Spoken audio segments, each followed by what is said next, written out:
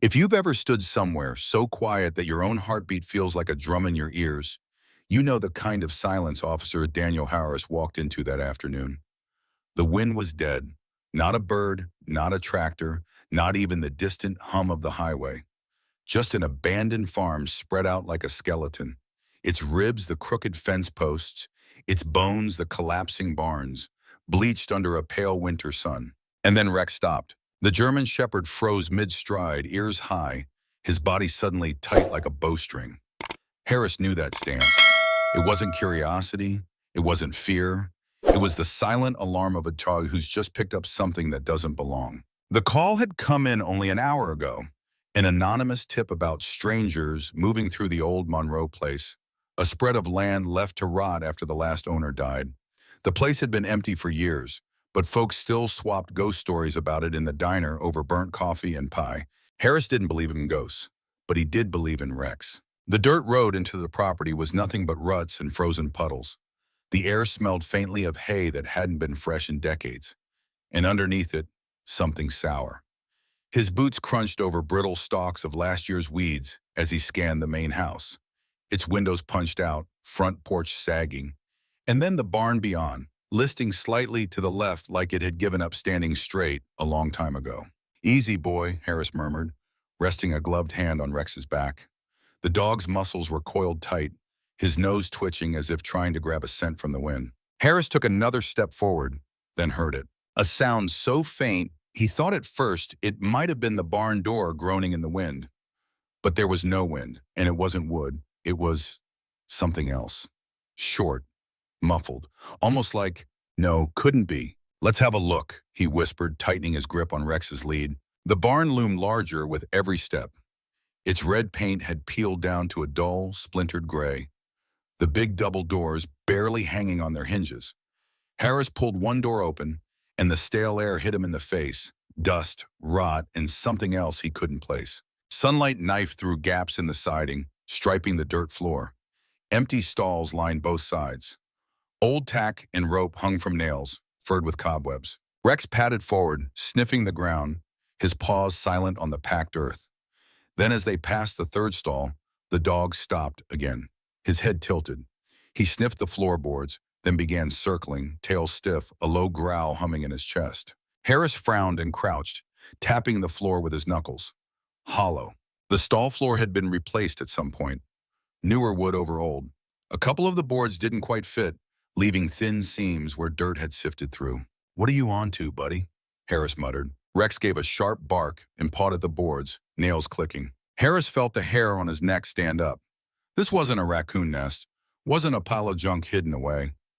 Rex didn't get this worked up over nothing. He straightened, scanning the rest of the barn. Everything looked empty, but it didn't feel empty. As Harris took a slow step back toward the main doors, something caught his eye. Footprints. Faint, but clear enough in the dust. Two sets, one small, maybe a kid, and one larger. They led from the stall toward the rear of the barn and then disappeared near the wall. His radio hissed. "Unit 7, you there?" Harris clicked his mic. "Go ahead. Backup's 10 out. You good?" "Yeah," he said, glancing back at the stall where Rex was still digging with quiet intensity. "Just keep coming." He cut the transmission, unease crawling through him. Halfway to the front doors, a shadow fell across the threshold. Harris's hand went to his hip. A man stood there, late 50s, tall, wearing a dark wool overcoat over pressed slacks. His silver hair was neatly combed, his leather gloves spotless. And parked just behind him, gleaming in the gray light, was a black SUV that didn't belong on a road this bad. "Afternoon, officer," the man said, his voice smooth as glass. "Can I help you with something?" "This property's posted," Harris said, keeping his tone even. "You the owner?" "I am," the man replied easily. "Name's Cole. I got word someone had been poking around out here. Came to check on things." Behind him, Rex's growl deepened. "Beautiful dog," Cole said, though he didn't step closer. "What's he trained for?" "Finding things that shouldn't be here," Harris answered, eyes steady. Cole smiled faintly, but it didn't reach his eyes. "Well, there's nothing dangerous here. Just a lot of dust and bad memories." "That so?" Harris asked. "Afraid so. I bought this place to keep it from getting torn down. Haven't had the time to restore it yet. If you'd like, I can show you around." The words were polite, but there was an edge underneath, like the click of a knife under a napkin. Rex broke the silence with a short, sharp bark from the back of the barn. Cole's gaze flicked that way. "You looking for something in particular, officer?" "Just following up on a call," Harris said. Cole nodded slowly, his gloved hand brushing something in his coat pocket. "Well, I won't get in your way." But Harris didn't miss the way the man stepped sideways, subtly blocking the view of the rear wall. They stood there for a beat, the air between them taut. Harris's mind was already turning over the facts. An abandoned property, a mysterious tip, fresh footprints, and a stranger in an expensive coat showing up before backup. Whatever this was, it wasn't nothing. Mid-story, natural call to action. You know, folks, if you love stories about incredible animals doing extraordinary things like Rex here, be sure to subscribe to Brave Animals on YouTube. We share real-life tales of courage, loyalty, and the kind of instincts that can change lives forever. Harris broke the standoff by stepping past Cole, heading toward the back wall. The man followed, his shoes whispering in the dust. The back door of the barn had been shut when Harris arrived. Now it was not only closed, it had a brand new padlock on it. The metal still shone, unmarked by weather. "When'd you put this on?" Harris asked casually. Cole hesitated. "A week ago, maybe." Harris tilted his head. "Funny, doesn't look like it's seen a single drop of rain. And we had a storm 3 days back." Cole's jaw tightened. "You sure you're here for the right reason, officer?" Rex padded up beside Harris, tail stiff, body angled between them. Somewhere beyond the barn, a metallic clang rang out. Harris and Cole both froze. The sound came again, fainter this time, a hollow echo, as if from deep underground. Cole glanced toward the stall, where Rex had been digging earlier. Harris caught the movement and felt his gut clench.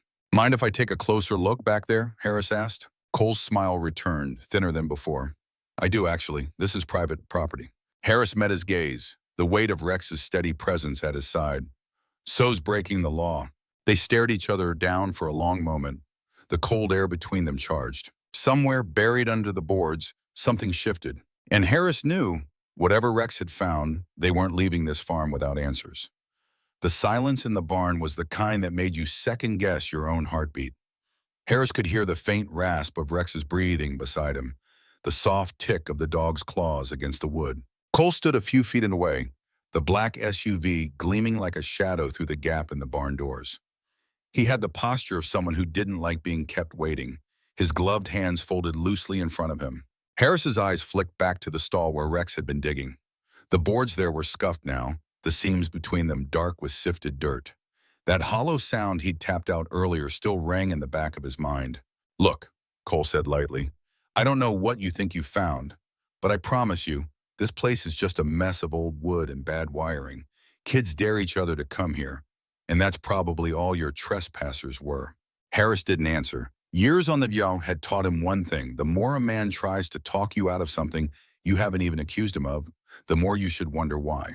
"Rex," he said quietly. The German shepherd moved without hesitation, trotting back to that stall like he'd been waiting for the order. He lowered his head, sniffed the boards again, then looked up at Harris with those dark, intent eyes. Cole's voice sharpened. "You're not going to tear up my property for a dog's hunch, are you?" Harris didn't look at him. "Funny thing about a dog's hunch," he said, "they're usually right." The radio on Harris's shoulder crackled to life. "Unit 7, we're about 2 minutes out. Where do you want us?" "Front gate," Harris said. "Bring bolt cutters." "Copy that." He clicked off and turned back toward the stall. Rex had started pawing again, claws rasping against the wood, tail stiff with urgency. "Officer," Cole began, but Harris cut him off. "You said you put that padlock on the back door a week ago," Harris said. "What's back there?" "Just storage," Cole replied smoothly. "Mind if I take a look?" Cole's smile was thin. "I do mind." Harris let the silence stretch until it felt like the cold air itself was holding its breath. Then he stepped toward the stall, crouching to get a closer look. The boards here were different, newer, and someone had done a poor job trying to match the nails. 3 were shiny, the others rusted. Harris ran a finger along the seam where 2 boards met, coming away with a smear of fine dust. The sound came again, that faint metallic thud. Not loud, but close enough now that Harris could tell it was coming from directly beneath them. Rex's ears flicked toward it, and a low growl rolled out of his throat. The crunch of tires on gravel outside signaled backup's arrival. 2 county units pulled up, the tires grinding against the frozen dirt road. Detective Laura McKenna stepped out first, her brown hair pulled back tight, a heavy winter coat wrapped around her small frame. She was the kind of detective who could read a room in one glance, and right now her eyes went straight to Cole. "Afternoon," she said, her tone polite but neutral. "Everything all right here?" Cole answered for Harris. "Perfectly fine." Officer Harris was just overestimating his dog's curiosity. McKenna looked at Harris, one brow arched. Harris just tilted his head toward the stall. "We've got something under there." Two deputies came in carrying the bolt cutters. "Let's start with the back door," McKenna said, nodding toward the padlock. Cole's jaw tightened. "That door's locked for a reason." "Yeah," McKenna said, "and now I have a reason to open it." The cutters made quick work of the lock. The metal clanged against the wood, echoing in the still air. McKenna swung the door open and a rush of colder air swept in. Beyond the threshold was a narrow passage lined with leaning shelves. Old tools, broken tack, and coils of rope were stacked high, but Harris's attention snagged on the floor. Dust, undisturbed, except for a single trail of footprints leading from the passage to the stall they had been standing over. "All right," McKenna said quietly. "Let's open it up." One deputy fetched a pry bar, while Harris moved Rex back a step. The wood gave under the leverage with a dry groan, the boards coming up one by one until a rectangular hole yawned open. A set of narrow steps led down into darkness. The metallic sound came again, clearer now and definitely from below. Harris shone his flashlight down the steps. The beam caught dust motes hanging in the cold air, and something else, just the faintest glint of metal. Rex barked once, sharp and urgent, the sound ricocheting off the barn walls. Cole shifted his weight. "You're making a mistake," he said quietly. "Maybe," McKenna replied, "but we'll find out soon enough." Harris started down the steps, Rex at his side. The wood creaked under their combined weight, each step groaning like it hadn't been used in a long time, or had been used far too often in secret. At the bottom, the flashlight beam spilled into a cramped space. The walls were rough stone, the ceiling low enough that Harris had to duck. Against one wall sat a metal drum, dented and scarred. The thudding noise had come from inside it. Something or someone shifting against the metal. Harris's pulse kicked up. He motioned for Rex to stay, then crossed the small room and put a hand on the lid. "Hold up," McKenna said from above. "We go through this slow." Harris nodded, but his gut told him whatever was in here couldn't wait much longer. He gripped the lid, ready to lift, and a voice, faint and hoarse, drifted out from somewhere behind him. "Please, don't let him take us back." Every hair on Harris's neck stood up. He swung the flashlight toward the far corner. There, crouched in the shadows, were small shapes. One moved forward into the light. A child, dirt-streaked, eyes wide and terrified. Behind her, more shapes shifted. Harris's mouth went dry. "McKenna," he called softly, "we've got kids down here." From above, Cole's voice cut in, sharper now, stripped of politeness. "You have no idea what you're walking into, officer." McKenna's voice followed, low and firm. "You might want to stop talking, Mr. Cole." But Cole didn't. "You think you're doing them a favor? You have no idea who's looking for them. You can't keep them safe." The girl flinched at his voice, shrinking back against the wall. Harris crouched down, meeting her eyes. "You're safe now. We're getting you out." She shook her head almost violently. "No, you don't understand. He's not the only one." Harris felt a chill that had nothing to do with the cold air underground. They began ushering the children toward the stairs, the small space filling with the sound of shuffling feet and soft sobs. Harris kept Rex close, the dog moving between the kids in the shadows, watchful and silent. As the first child reached the top of the steps, she froze, staring at someone just out of sight. Harris caught only a flicker of movement before McKenna blocked the view. "Keep moving," she said briskly. Cole's voice came one last time, low and certain. "You can't hide her from him, not forever." Harris didn't know which child he meant, or why the girl in front of him suddenly went pale as snow. But he knew one thing for sure. Whatever lay under this farm was bigger than a trespassing call. And the real danger might not be here in the dark at all. The first kid to hit daylight blinked like she'd never seen the sun. She was maybe 8, hair hacked short with a knife and a smear of dirt on her cheek like a bruise that forgot how to fade. A deputy wrapped a blanket around her before she reached the threshold, and the girl still flinched like the wool might bite. "Easy," Harris said, voice low. Rex paced at his knee, a metronome of calm. The dog didn't crowd the children, just floated where they could see a steady shape in the doorway, eyes soft, ears forward, the kind of animal you instinctively believe. One by one, the kids climbed from the dark, blinking in the winter glare. Blankets, water bottles, a medic's headlamp bobbing under the brim of a knit cap as he checked their pupils, counted breaths, whispered questions that didn't need to be answered yet. Detective McKenna kept a quiet tally in a notebook, the pencils scratched, the only sharp sound in the barn. Cole stood off to the side like a museum donor at an exhibit opening, hands folded, posture immaculate. The black SUV behind him could have been a reflection of the barn door, that glossy. When he smiled, it was all teeth and no warmth. "You'll want to be careful with accusations," he said without looking at anyone in particular. "Lawyers are like fire extinguishers. You think you'll never need them until the room's full of smoke." "Good news," McKenna replied, not pausing her count. "We brought the hose." She nodded to a deputy. "Cordon this, full perimeter. I want crime scene tape like a yellow wedding. Anyone steps past it without a badge or a warrant, you stop them cold." Cole's eyes flicked, taking measure. "Am I under arrest?" "Not yet," McKenna said. "You're being detained while we secure a probable trafficking scene in an underground structure on property you claim to own, and while we figure out why that lock you installed a week ago doesn't even have dust in the hinge." Cole made a show of checking his watch. "Then I'll wait." A medic lifted 2 fingers to Harris. "They're underweight, dehydrated, no visible acute injuries. But I'm not God. We'll need hospital assessments," I put in the call. "Thank you," Harris said, eyes moving without moving, counting faces, scanning shadows, listening for the one sound he couldn't name but would recognize if it came again. The 4th kid to emerge wasn't a kid anymore. Teenager, maybe 15. She kept her chin level in a way that said she'd forgotten how to be small and was trying to remember. When she saw Cole, her jaw ticked. No cry, no lunge, just a focus so tight you could cut rope with it. Rex tracked her gaze and then looked back at Harris. It was the same look the dog gave him before a decision. Subtle, a velvet weight shift in the air. "You ready?" "I'm ready," Harris murmured, and Rex's tail gave one quiet thump against his thigh. "Names?" McKenna asked the teen, keeping her voice even, a hand open and lowered, non-threatening on purpose. The girl wet her lips. She glanced at the other kids. We don't use names." "Okay," McKenna said. "No names. Are there more down there?" A micro nod. "There's another room." "Another room where?" Harris asked gently. "Behind the drum," the girl said. "The wall opens." McKenna and Harris traded a look that took less than a second and said 5 things at once. She tipped her chin toward the hole. "You two," she said to a pair of deputies, "start a clean sweep.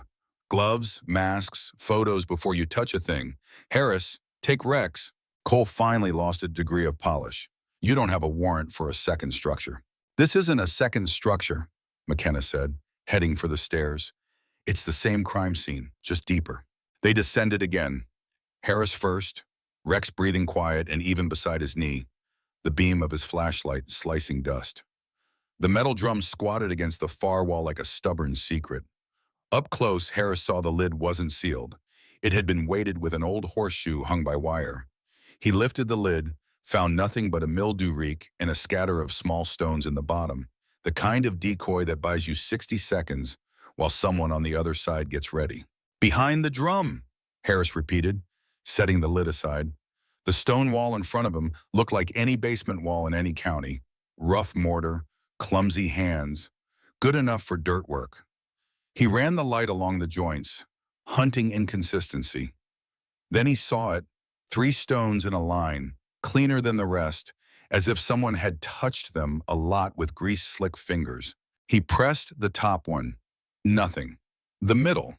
A soft click, the kind you feel in your wrist bones more than you hear. The wall shifted inward a fraction of an inch. McKenna breathed out, long and slow. "There we are." Rex moved first, nose forward, muscles stacked. Harris let the dog taste the air through the seam. Rex's tail stilled, that single perfect stillness that told Harris the puzzle had a heart, and the heart was beating. Harris slid fingers into the gap and pulled. The slab pivoted on hidden pins like a library shelf in a bad movie. Behind it, a narrow crawl space swallowed the light. The smell hit them like a curtain. Earth, old water, something sour and human. Harris's flashlight cut 12 feet of tight tunnel before it knuckled upward into a pocket. He couldn't see details. He didn't need to. "Rex, search," he said quietly. The dog sank and flowed. A wolf-shaped river, shoulders brushing rock. Harris followed on his elbows, letting the beam float. The tunnel bent twice and kinked up into a chamber not much bigger than a walk-in closet. A pallet lay on crates, a blanket balled in a corner, and on the dirt, scratches. Not animal, not random. Tally marks, groups of 5, 47, then a cluster, then another 5, carved shallow where the dirt packed harder. Someone lived in here, McKenna said softly from behind him. Someone counted living, Harris murmured. Rex nosed a corner and whined once. Harris found the object with the light, a plastic bracelet, the kind you get at a hospital or a county fair. The strip was too dirty to read. He slipped it into an evidence bag and sealed it. Tunnel keeps going? McKenna asked. It ends, Harris said, tracing with the beam. But the air's moving. There's an exit somewhere, small. A vent maybe, or a culvert. Rex pawed at a patch of dirt. Harris knelt, pressed. The ground gave like a diaphragm. He brushed a thin layer aside and found a hatch-sized board sunk flush with the dirt, its edge tarred. No handle, just a little smile of a notch if you knew to look. He didn't try it, not yet. Photograph everything, McKenna told the deputies behind them. Then we lift it. They retreated to let the scene techs do their part. Gloves, measures, flash pops that made the tunnel feel like a disco inside a grave. When Harris climbed back into the barn, the first ambulance was sliding through the gate. Those big blunt noses, red lights around the edges, the promise of someone else's job beginning where yours leaves off. The teen stood near the door, blanket around her like a cape. She didn't look at the ambulance. She looked at Cole. He finally looked back. Whatever passed between them was quiet and lethal. Harris crossed to her. You did good telling us, he said. There's another room. You think any kids are still in there? Her throat worked. Not kids. Okay, he said. Okay. She kept watching Cole. You're making it worse, she whispered, but she wasn't talking to Harris. McKenna stepped up with a carton of bottled water. Daughter. Offered one, capped. The girl took it without lowering her eyes from the man in the coat. Look at me a second, McKenna said. Just me. The girl's eyes snapped to her like she'd been waiting to obey an adult with a voice that didn't scrape. You're safe, McKenna said. I know you don't have proof of that yet. But minutes from now, you'll be in a hospital room with a door and a lock and a nurse with a mean streak if anyone tries to push past. My people will sit outside that door. That is a promise I make and keep. The girl nodded, a treacherous little wobble in her chin, and clamped it down hard. What do we call you? McKenna asked. Something you'd answer to, just for today. The girl hesitated, then, June. Okay, June, you tell me. Does he belong to this place? McKenna tipped her chin toward Cole. June's eyelids flickered. He belongs to somebody who's not here. McKenna held her gaze. Is that somebody coming? June swallowed.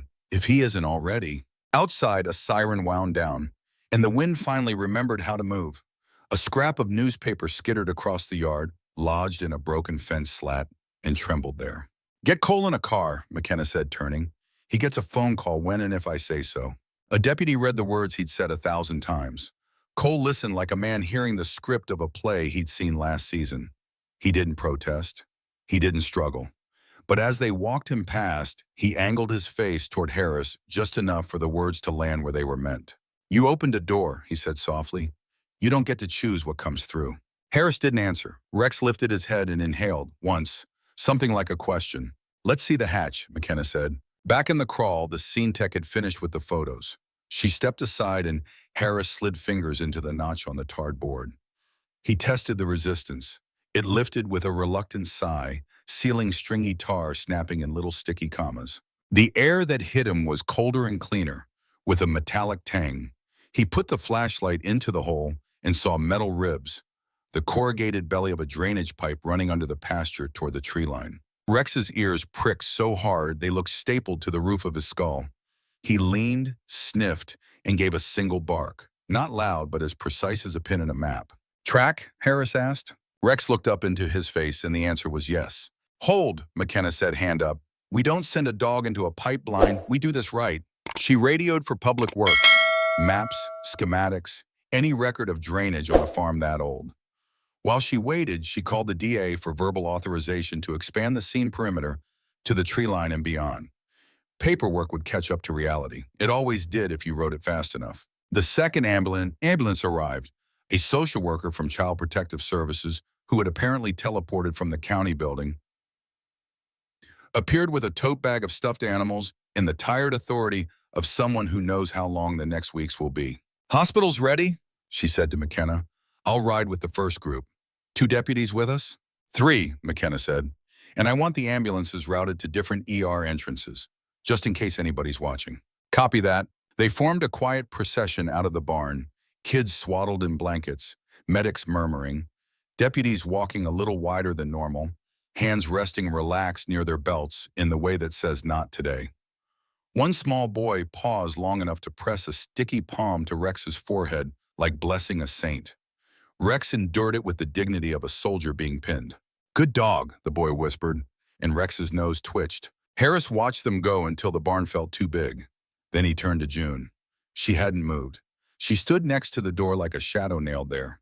"You riding in the first ambulance?" he asked. "I'll wait," she said, glance flicking toward the crawl. "You're not done." No, he wasn't. None of them were. You don't find a door in the ground and call it a day.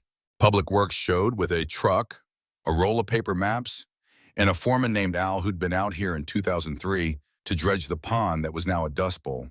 They spread the maps on a hay bale and weighed the corners with bolts. "Here," Al said, tapping a line that snaked under the pasture to the ditch on the east fence. "Culvert runs to the county drain. If someone was smart, they could have cut a hatch where it flattens out and no one would know unless they crawled in." "Could a person move through it?" McKenna asked. "A skinny one," Al said, "or a kid, or a man who's done it 100 times and knows when to hold his breath." Harris felt Rex at his knee, the dog's focus like a hand on his shoulder. "We'll take the surface route," he said. "Rex can work the ditch side. If anyone came out recently, he'll pull the thread." They moved as deputies peeled toward the east fence in a V, Harris and Rex at point. The day had sharpened into the brittle bright you get after cold nights. Shadows hard-edged, sounds carrying too far. The ditch was a scab of ice over black water, cattails brown as cigarette filters. A rusted grate half buried in leaves breathed a whisper of pipe air. Rex took 2 sniffs and committed. He floated along the fence, nose low, the lead loose. Then he locked, front paw up, head angled toward a patch of flattened grass. Harris knelt. Tire marks, faint. Not tractor, not pickup. The tread pattern was too clean, too narrow, too expensive. "Someone was here," Harris said. McKenna squatted beside him. "Left how long ago?" "Less than a day," Harris said. "Maybe hours. The frost hasn't melted back in the tracks yet." He followed the line of crushed grass to a gap in the fence that had been cut and wired back. The retwist was sloppy, the impatience of a man in a hurry who knew he'd be back. On the other side, a swale curved toward a stand of pines, the ruts vanishing into shade. June had trailed them to the fence line, blankets still around her shoulders. The social worker hovered a few steps back, knowing enough not to yank when a survivor's orbit decides where to go. "Don't follow it," June said, voice flat. "We won't," McKenna answered. "We document it, then we follow it with more people than he's prepared for." June kept her eyes on the trees. "He's prepared for more people." "Then we bring different people," McKenna said. A county drone unit buzzed up from the far field, operators unfolding a case that looked like it could hold a cello. McKenna pointed quick, crisp instructions. In 10 minutes, a hummingbird of a camera was skimming the treetops to map the ruts to wherever they bled out. Harris felt his phone vibrate. He checked the screen. Unknown number. He almost let it go to voicemail, then answered. "Harris." Static, then a voice like gravel dragged in a sack. "You think you're heroes. Who is this?" "You opened a door," the voice said, echoing Cole's earlier threat. And Harris felt the ridiculous urge to look down at his boots to make sure he hadn't tracked dirt somewhere holy. "You don't understand the room you walked into." The line clicked dead. He looked to McKenna. "We're not alone on this line anymore." "We haven't been since the tip," she said, calm as weather. June heard that. Her blanket shifted like wings. "You weren't the only ones who got a call," she said very quietly. "We called too." "You?" Harris asked. She shook her head. "A girl who isn't here." Her eyes flicked to the culvert mouth. She knew the number by heart. "In case someone like you came. In case someone like him did too." "Who's him, June?" McKenna asked. June folded the blanket tighter. Checked the road, the sky, the tree line, the pipe, the barn, Cole's empty patch of ground where the SUV had been. She looked everywhere but at the question. Finally, she said, "If I tell you, you'll think you can fix it." "And if you don't?" McKenna asked. June bit her lower lip until a white crescent showed. "Then maybe he doesn't hear me say his name." A gust ran cold fingers over the pasture, rattling the cattails. Somewhere a hawk spoke, short and mean. Okay, McKenna said softly. Not today. A deputy jogged up from the road. Detective, the DA's office wants a status. Media's sniffing, and Cole's attorney is on line 2, breathing fire. McKenna glanced at the kids loaded into 2 ambulances. At the culvert mouth, at Rex sitting so still he could have been carved. Tell the DA we're moving from rescue to pursuit. Tell the media we're not confirming anything. Tell the attorney to pack a lunch. She turned to Harris. Walk the perimeter with Rex one more time. I want every exit mapped, every footprint measured, every cigarette butt bagged. Then you and I are driving to the hospital to hear what these kids can bear to say.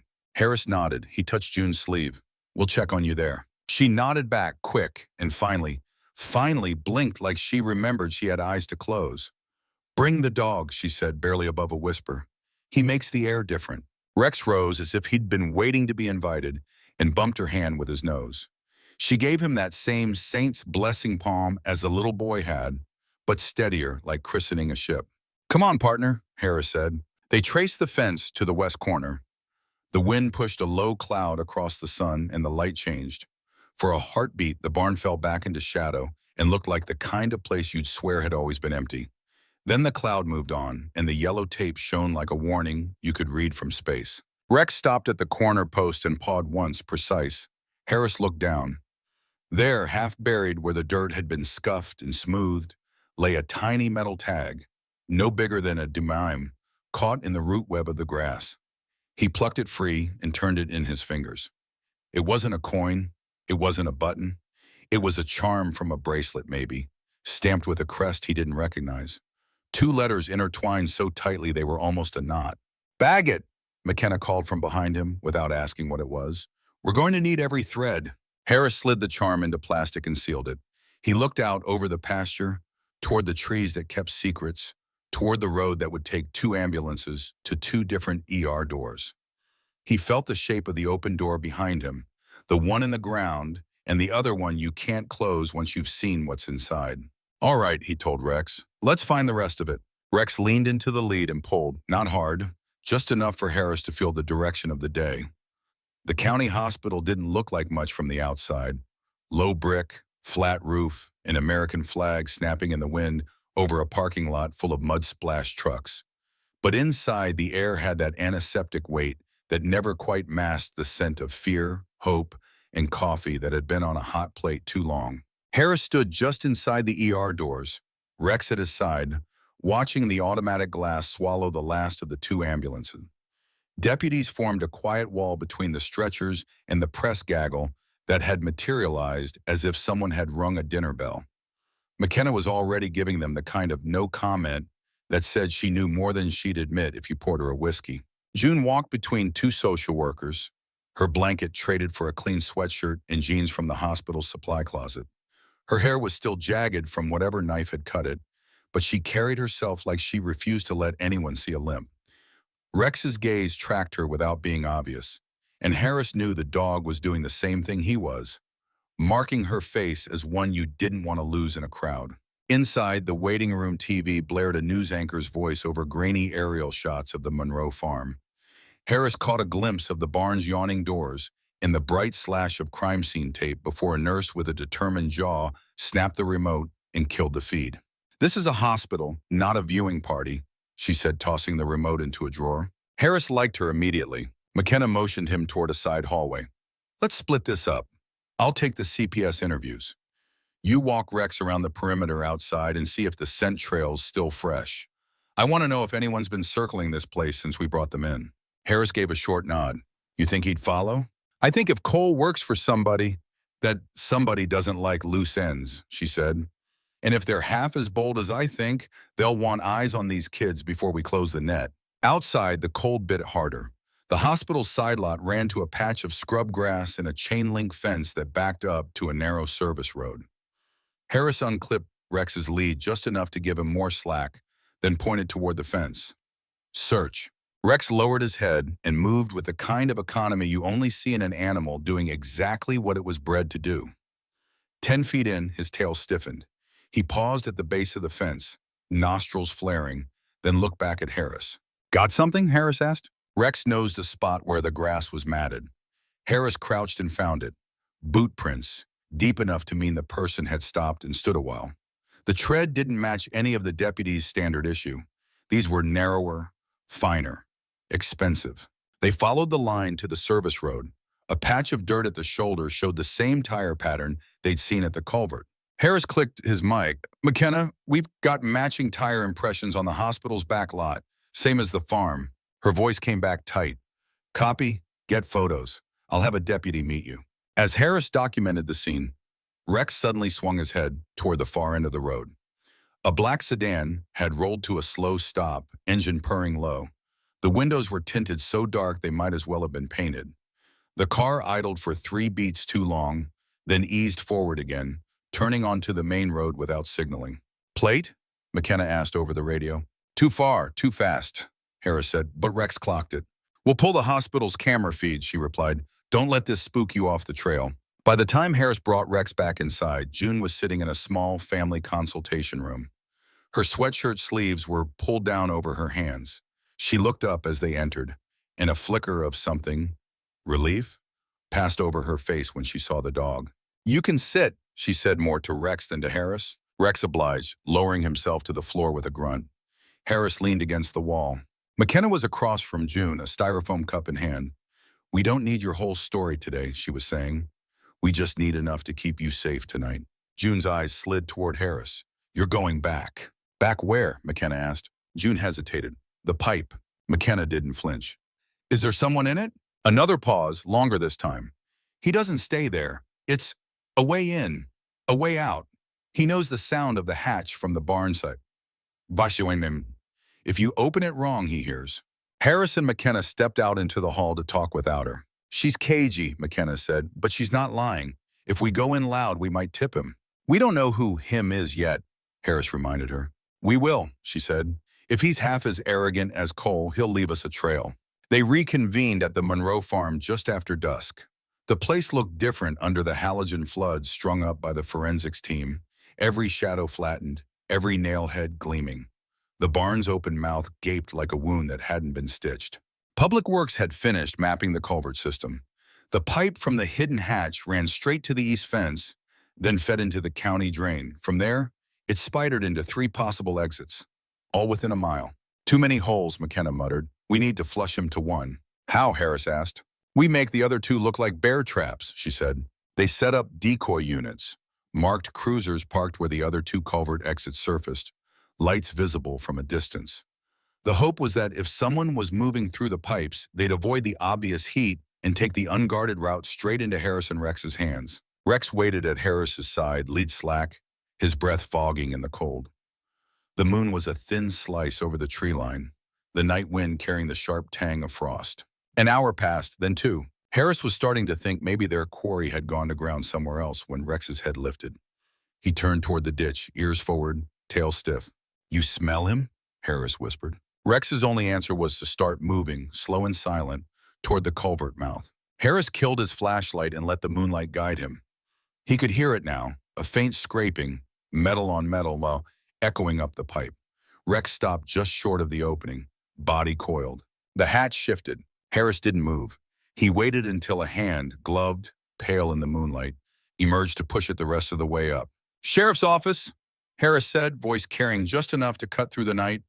"Don't move." The hand froze, then withdrew, slow. For a long beat, nothing happened. Then the hatch slammed shut from the inside, and the sound of retreating movement clanged through the pipe.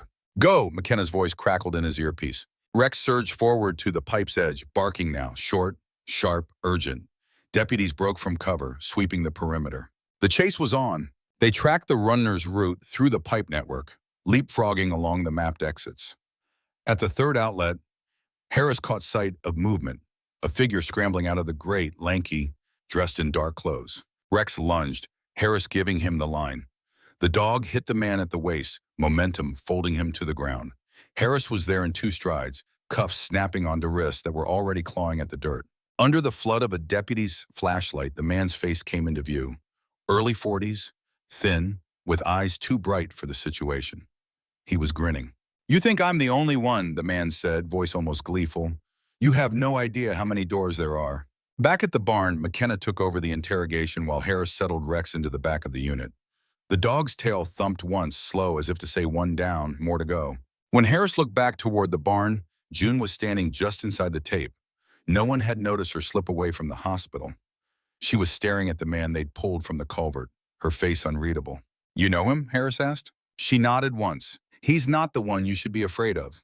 The words hung in the cold night air like smoke. And Harris knew whatever they'd just caught was only the smallest piece of what lay under the Monroe farm. The man they'd pulled from the culvert sat cuffed in the back of a cruiser, his head tipped against the glass, steam fogging the window with each breath. He wasn't talking. Wasn't asking for a lawyer either, which Harris knew from experience meant one of two things. Either he thought he was untouchable, or he was more afraid of someone outside than anything that could happen inside a jail. McKenna was leaning on the hood, talking to the DA on speakerphone, her voice clipped, imprecise. The floodlights from the forensics truck washed the barn in a pale glow, making the old wood look more bone than timber. Harris knelt beside Rex, running a hand along the dog's back. The shepherd's muscles were tight, his ears still swiveling toward the barn, as if the building itself had a pulse. "You're not done, are you?" Harris murmured. Rex didn't blink. "DA's on board for a deeper search," McKenna called over. "We've got probable cause to pull up whatever's under that floor until we hit bedrock." "Then let's get to it," Harris said. They moved back inside the barn. The boards over the hidden stairwell had been pulled up entirely now, leaving a dark mouth in the floor. A rope light snaked down into the gloom, powered off a generator humming in the corner. The air rising from below was colder than the night outside, carrying that same metallic tang from before. Two deputies waited at the bottom, latex gloves on, cameras hanging from their necks. One of them, a kid fresh out of academy, looked pale enough to pass out. "What's down there?" Harris asked. "You'll want to see," the older deputy said. They descended into the chamber they'd found earlier, past the pallet bed and the tally marks. The hatch in the floor they'd uncovered before was now fully pried open. Instead of a narrow culvert, this entrance led into a second cavity, larger, dug deeper, its walls shored up with old railroad ties. The smell hit Harris first, damp earth, mildew, and something faintly sweet that didn't belong. His flashlight beam cut through dust motes, landing on shelves lined with plastic bins. Each bin had a number scrawled on duct tape across the lid. Beneath the shelves sat milk crates, stacked with manila folders, some spilling papers into the dirt. McKenna crouched by one, pulling a folder out just enough to read the tab. Her jaw tightened. "What?" Harris asked. "These are intake files," she said. "Names, ages, physical descriptions. Some have dates. Others just say unknown." Harris felt his stomach drop. "How many?" She slid the folder back and stood. "Too many." Rex moved toward the far wall, his nose working overtime. He paused at a section where the ties looked newer, the wood less warped. His paw scraped at the dirt near the base. Harris joined him, running the flashlight over the boards. A hairline seam cut vertically through the wood, almost invisible unless you knew to look. He pressed lightly. The panel shifted. "Here we go again," Harris said. They pried the panel back, revealing a short tunnel. This one was lined with plywood, the ceiling low enough that Harris had to crouch. At the end was another door, metal with a simple latch. The latch wasn't locked. He pulled it open, and the beam of his flashlight spilled into a room that made the hair on his arms rise. It was bigger than the other chambers, almost square with a low ceiling and walls painted a dull, institutional beige. 4 metal bed frames sat in 2 rows, each with a thin mattress and a gray blanket folded military style at the foot. Against one wall stood a wooden dresser, its drawers labeled with masking tape and more names. And in the center of the room, a small wooden table with 4 chairs, each bolted to the floor. On the table sat a single object, a silver locket, open. Inside was a photograph so faded it was hard to make out, but Harris could see enough to recognize a girl's face, smiling, maybe 6 years old. McKenna stepped up beside him, her breath catching. "I've seen that face," she said quietly, "on a missing persons poster. 5 years ago, granddaughter of Howard Pierce." Harris knew the name. Everyone did. Billionaire, reclusive, money in everything from shipping to tech. His granddaughter's disappearance had been national news for months, then gone quiet. No leads, no ransom note, nothing. "You think," Harris started. "I think she was here," McKenna cut in, "and maybe still is." Rex's bark shattered the moment. It came from the tunnel behind them, urgent and sharp. They turned, lights swinging. Rex was standing at the entrance, his body angled toward the chamber's corner as if tracking something moving away. The hair along his spine was up. Movement, Harris said into his radio. South side of the structure, could be in the tunnel network. The reply crackled back. Copy, units moving. They followed Rex out back into the main chamber. One of the younger deputies met them halfway, breathless. We found another hatch, he said. Leads to a stairwell going deeper. Looks like it was disguised under a pile of tarps. McKenna's eyes narrowed. How deep? Too deep for this to be just storage. The new stairwell was narrow, the boards slick with condensation. Harris went first, Rex behind him, McKenna bringing up the rear. The air grew heavier the deeper they went, the smell of earth thick enough to taste. At the bottom, the space opened into a wide, low-ceilinged room. This one wasn't furnished like the others. It was bare except for the far wall where a map had been nailed up. Not a road map, but a topographical one, marked with red pins and lines of string connecting them. McKenna stepped closer, her flashlight playing over the markings. These are properties, she murmured. And not just in this county, some of these pins are out of state. Harris traced one line to a cluster of pins near the coast. This isn't just one farm. No, she said, it's a network. Rex gave a low whine, drawing their attention to a small crate in the corner. Inside, wrapped in a blanket, was a stack of journals. Harris flipped one open, pages of cramped handwriting, dates spanning years. Some entries were simple lists of names and ages. Others were notes, instructions. McKenna's face was set like stone. This is organized, systematic, which means someone's running it, Harris said. And Cole's not the top, she replied. The radio crackled again. We've got eyes on an SUV matching the description from the hospital lot, eastbound on County 12. McKenna's jaw tightened. Pierce's estate is east. I think we don't have enough to kick his door in, she said. Not yet, but we have enough to make him sweat. Back in the main chamber, Harris sealed the locket in an evidence bag. He caught himself glancing at it more than once on the way up the stairs. That little girl's smile, frozen in silver, felt like a weight in his pocket even though it wasn't his to carry. When they stepped out into the cold night, June was standing by the fence line again. She hadn't gone back to the hospital after all. You shouldn't be here, Harris said. I know, she said. Her eyes flicked toward the barn. Did you find it? Find what? McKenna asked. The room, June said softly. The one they only use for special ones. Harris exchanged a look with McKenna. We found a room. June's voice dropped. Then you know she was here. The floodlights hummed, throwing their shadows long across the pasture. Somewhere in the distance, a dog barked. Different pitch, different place. Rex's ears twitched toward it, but his eyes stayed on June. She's not gone, June said, as if reciting something she'd been told to believe. He wouldn't waste her. Who? Harris asked. June's gaze slid to the road. You already know. They didn't. Not fully. But Harris was starting to feel the edges of it, the way you feel the frame of a picture under the canvas. McKenna put a hand on his arm. We need to lock this place down until morning. Every door, every hatch, every pipe. No one in or out without me knowing. Harris nodded. And what about her? He jerked his head toward June. She's coming with us, McKenna said. We can't protect her if she keeps walking back into the lion's den. June didn't argue, but she didn't look relieved either. As they loaded her into the back of a unit, Harris caught sight of the billionaire's name flashing on McKenna's phone. She didn't answer. Not yet. The night air bit harder now, the kind of cold that seeps under your coat and settles in your bones. Harris looked down at Rex, who sat watching the barn as if waiting for it to move. Yeah, Harris said quietly. I know, it's not over. Rex's tail thumped once, slow and certain. Dawn came cold and colorless, a pale wash across the Monroe farm.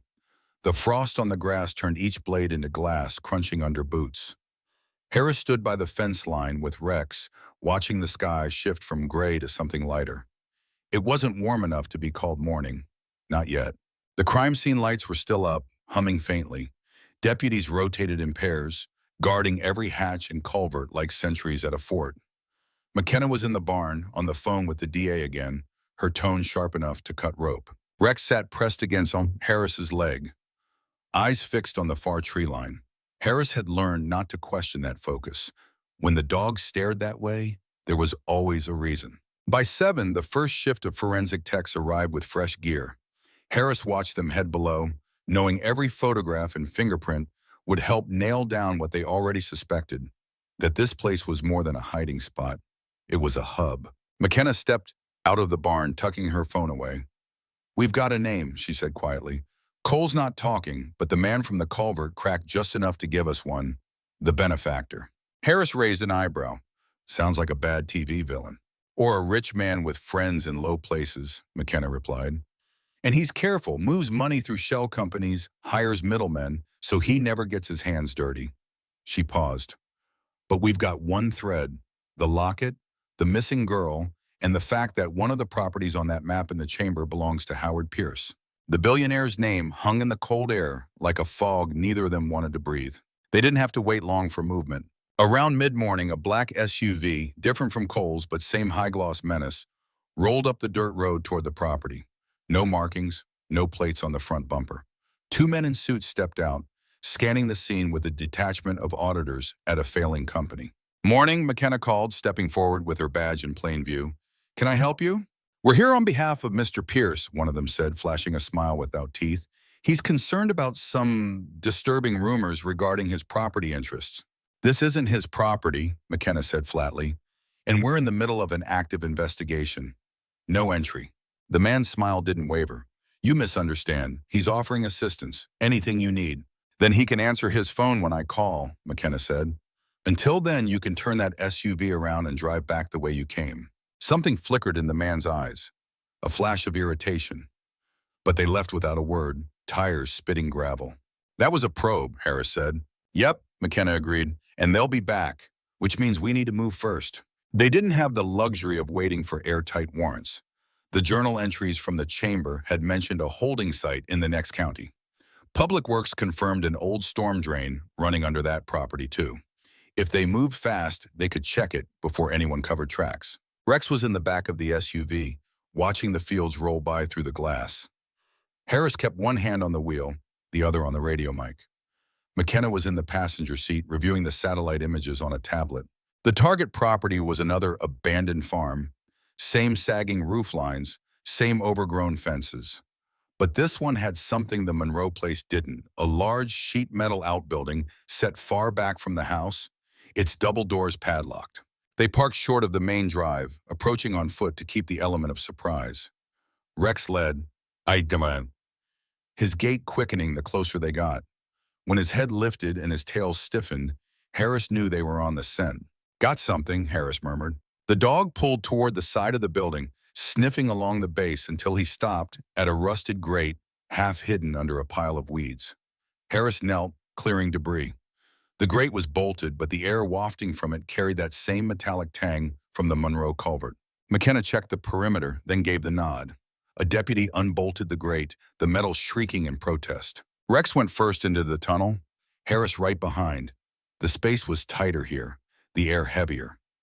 After 20 yards, it opened into a concrete room. Bare except for two folding chairs and a single overhead bulb swaying from a wire.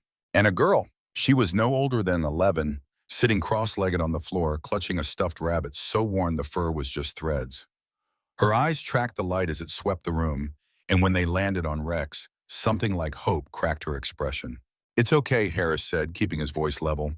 "We're here to get you out." She didn't move until Rex sat down in front of her, tail sweeping the floor once. Then she stood, still clutching the rabbit, and walked toward him. Back on the surface, she gave her name, Emily Pierce. McKenna's eyes met Harris's over the girl's head. The resemblance to the photo in the locket was undeniable. By the time they returned to the Monroe farm, the media had swelled from a handful of reporters to a full camp of cameras and vans. The DA was already drafting charges against Cole and the man from the culvert, with enough probable cause to look harder at Pierce's empire. Emily was taken straight to the hospital under heavy escort. CPS moved the other children to a secure facility far from the county line. June went with them, still silent, but her shoulders less tense than they'd been. That night, Harris stood by the barn one last time. The floodlights were gone now, replaced by the silver of moonlight. Rex lay at his feet, head on his paws. "You did good, partner," Harris said, scratching behind the shepherd's ear. "Real good." Rex thumped his tail once in answer. McKenna joined him, hands in her jacket pockets. "You realize this isn't over," she said.